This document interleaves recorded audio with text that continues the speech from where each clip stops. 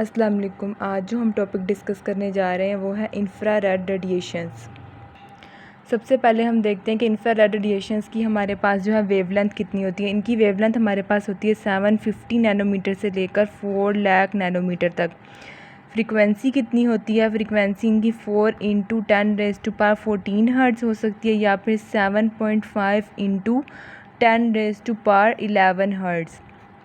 ये हमारे पास electromagnetic spectrum के ऊपर लाई कहाँ कर रही होती है? जहाँ पे हमारे पास विजिबल स्पेक्ट्रम की red boundary means red colour या रेड स्पेक्ट्रम ख़त्म हो रहा होता है, उसके बिल्कुल साथ हमारे पास इंफ्रारेड रेज पड़ी होती हैं। प्रोड्यूस किस तरह होती हैं? कोई भी हॉट बॉडी जो है वो इंफ्रारेड रेज को प्रोड्यूस कर सकती है। हॉट बॉडीज़ में क्या क्या चीज़ें आ सकती हैं? सन आ सकता है, इलेक्ट्रिक बल्ब आ सकता है, कोल फायर आ सकता है, गैस फायर वगैरह। इवन कोई भी हॉट बॉडी जो है वो इंफ्रारेड रेज को प्रोड्यूस कर सकती है।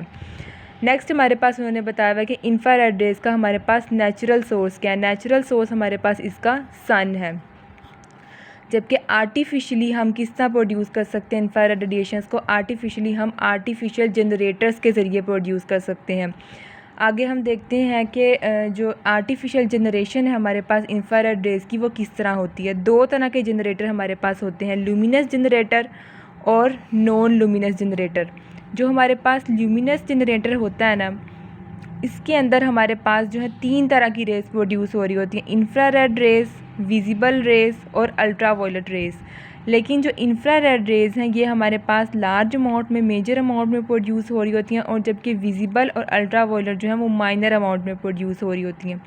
जबकि जो हमारे पास नॉन लुमिनस जनरेटर है, नॉन लुमिनस जनरेटर के अंदर हमारे पास सिर्फ़ और सिर्फ इंफ्रारेड रेज प्रोड्यूस हो रही होती हैं। नेक्स्ट उन्होंने बताया कि जो नॉन लुमिनस जनरेटर से हमारे पास प्रोड्यूस हो रही होती हैं रेडिएशंस, उन्हें हम इंफ्रारेड रेडिएशंस भी बोलते हैं। उन्हें हम इंफ्रारेड रेडिएशंस क्यों बोलते हैं? क्योंकि जो नॉन लुमिनस जनरेटर हैं वो सिर्फ़ और सिर्फ इंफ्रारेड रेज को प्रोड्यूस करते हैं, कोई और रेज प्रोड्यूस नहीं करते। नेक्स्ट हमारे पास उन्होंने बताया हुआ रेडिएंट हीट। रेडिएंट हीट हमारे पास क्या होती है कि जो लुमिनस जनरेटर से हमारे पास हीट प्रोड्यूस हो रही होती है उसे हम रेडिएंट हीट बोलते हैं। क्योंकि हमारे पास लुमिनस जनरेटर में 3 तरह की रेज प्रोड्यूस हो रही होती है, हमने पहले भी पढ़ा है, ultraviolet radiations plus infrared radiations plus visible raise produce हो रही होती हैं। इस वजह से 3 तरह की रेज प्रोड्यूस होने की वजह से हम इसे रेडिएंट हीट बोलते हैं। नेक्स्ट हम देखते हैं नॉन लुमिनस जनरेटर का स्ट्रक्चर और किस तरह इससे जो है इंफ्रारेड रेज प्रोड्यूस हो रही होती हैं। सबसे पहले जो है हम इसका स्ट्रक्चर देखते हैं। इसमें हमारे पास क्या होता है कि सबसे पहले हमारे पास यहाँ पे एक फायर क्ले होता है, फायर क्ले या पोर्सिलेन होता है, ठीक है। ये हमारे पास एक इंसुलेटिंग मटेरियल होता है। इसके अंदर हमारे पास ये जो रोड है, ये कोयल एम्बेडेड हुई होती है, ठीक है। ये हमारे पास पैराबोलिक रिफ्लेक्टर है। पैराबोलिक रिफ्लेक्टर के फोकल पॉइंट या सेंटर हम कह सकते हैं, उसके ऊपर हमारे पास कोयल लगी होती है। ये जो पैराबोलिक रिफ्लेक्टर है ये हमारे पास एक एडजस्टेबल स्टैंड के साथ लगा होता है। इस स्टैंड को हम पेशेंट के अकॉर्डिंग जो है इसकी पोजीशन को एडजस्ट कर सकते हैं।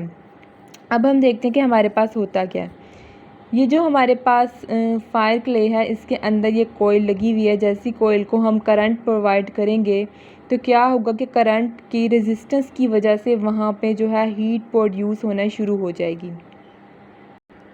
हीट प्रोड्यूस होगी तो जो ये फायर क्ले है ये हमारे पास हीट को एब्जॉर्ब करेगा। हीट एब्जॉर्ब करने के बाद जब ये ठंडा होने की कोशिश करेगा तो ये हमारे पास हीट को इमिट करेगा। हीट को इमिट करेगा किस फॉर्म में? हीट को इमिट करेगा हमारे पास इंफ्रारेड रेज की फॉर्म में हीट को इमिट करेगा। इस तरह हमारे पास जो है नॉन लुमिनस जनरेटर्स के अंदर इंफ्रारेड रेज की प्रोडक्शन होती है। लेकिन हमारे पास कभी कभी क्या होता है कि ये जो हमारे पास फायर क्ले होता है ना, ये हमारे पास अल्ट्रा वायलेट रेज और विजिबल रेज भी प्रोड्यूस करना शुरू कर देता है इंफ्रारेड रेज के साथ साथ।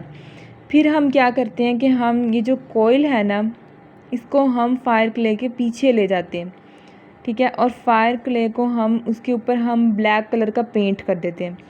अब क्या होता है, फायर क्ले सामने आ गया, कोयल पीछे चली गई। जैसे ही जो है कोयल को हम हीटअप करेंगे, कोयल हीटअप होगी तो आगे फायर क्ले भी हीटअप होगा।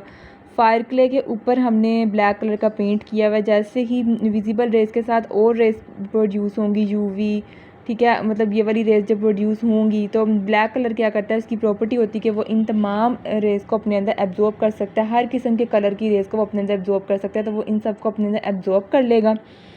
यूवी भी एब्जॉर्ब हो जाएंगी, विजिबल भी एब्जॉर्ब हो जाएंगी और बाकी रह जाएंगी हमारे पास इंफ्रारेड। इंफ्रारेड को वो हमारे पास इमिट कर देगा।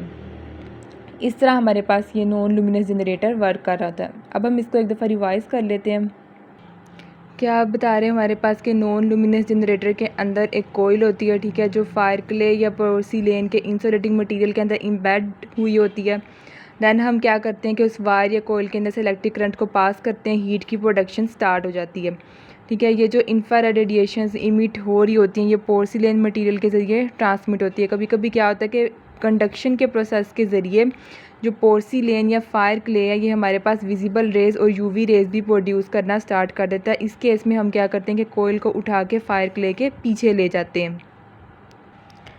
अब कोयल पीछे चलेगी, फायर क्ले सामने आएगा, तो तमाम की तमाम जो रेडिएशंस हैं वो कहाँ से इमिट होंगी, फायर क्ले से इमिट होंगी। इसलिए फायर क्ले को हम ब्लैक पेंट कर देते हैं। जो भी विजिबल रेज़ वगैरह प्रोड्यूस होती हैं वो उसको एब्जॉर्ब कर लेता है और सिर्फ इंफ्रारेड रेडिएशंस को हमारे पास इमिट करता है। ये वही बताया हुआ कि पैराबोलिक या रिफ्लेक्टर के फोकल पॉइंट के ऊपर जो है हमने वहाँ पे कोयल लगानी है, ठीक है, और हम जो है उस स्टैंड को एडजस्ट कर सकते हैं पेशेंट की पोजीशन के अकॉर्डिंग। नेक्स्ट हम देखते हैं लुमिनस जनरेटर्स। लुमिनस जनरेटर्स में हमने पढ़ा कि इंफ्रारेड प्रोड्यूस करते हैं, विजिबल प्रोड्यूस करते हैं और अल्ट्रावायलेट प्रोड्यूस करते हैं। हम इनकी कंस्ट्रक्शन देखते हैं। ये हमारे पास लैंप या बल्ब की फॉर्म में हो सकते हैं, ठीक है। लैंप के अंदर क्या होता है कि ग्लास बल्ब के अंदर हमारे पास एक वायर फिलामेंट लगी होती है और साथ में इसके अंदर हमारे पास एक इनर्ट गैस होती है कोई भी लो प्रेशर के ऊपर। फिलामेंट हमारे पास क्या होता है, फिलामेंट हमारे पास एक कोयल ऑफ वायर होती है जो टंगस्टन से मिलके बनी होती है। टंगस्टन हमारे पास एक ऐसी मेटल है जो रैपिड हीटिंग और कूलिंग को बर्दाश्त कर सकती है। हमने क्या करना है कि जो हमारे पास है ग्लास बल्ब उसके अंदर से एयर को निकाल देना है। एयर को इसलिए निकाल देना है क्योंकि वहाँ पे ऑक्सीजन या अदर गैसेस मौजूद होती हैं तो वहाँ पे केमिकल रिएक्शन स्टार्ट हो सकते हैं, इसलिए हमने वहाँ से एयर को निकाल के वैक्यूम जनरेट कर देनी होती है।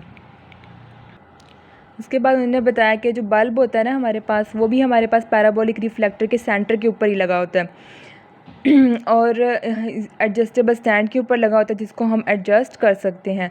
लुमिनस जनरेटर से हमारे पास जो रेज़ निकलती हैं उनकी वेवलेंथ कितनी होती है, 350 से 4000 नैनोमीटर तक उनकी वेवलेंथ होती है, लेकिन ज़्यादातर जो है वो 1000 नैनोमीटर होती है। उसके बाद उन्होंने बताया कि जो बल्ब का फ्रंट होता है वो यूजुअली रेड होता है।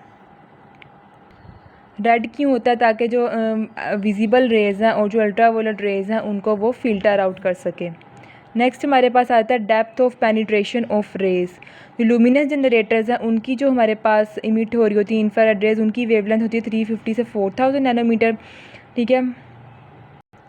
लुमिनस जनरेटर की हमारे पास जो है वेवलेंथ कम होती है, ठीक है। ये डर्मस और सिर्फ एपिडर्मस के अंदर जो है पेनिट्रेट कर पाती हैं, जबकि जो नॉन लुमिनस जनरेटर होती हैं उनकी जो रेज़ प्रोड्यूस हो रही होती है उनकी वेवलेंथ 750 से 15000 नैनोमीटर तक होती है और ये सिर्फ सुपरफिशियली डर्मस के ऊपर ही पेनिट्रेट कर पाती हैं। इनकी जो नॉन लुमिनस जनरेटर है इनकी वेवलेंथ ज़्यादा होती है। अब उन्होंने बताया कि जो हमारे पास डेप्थ ऑफ पेनिट्रेशन है वो किस पे डिपेंड करती है, एक तो वेवलेंथ पे डिपेंड करती है, दूसरा हमने कौन से मटेरियल यूज़ किया है, मटेरियल की नेचर कैसी है।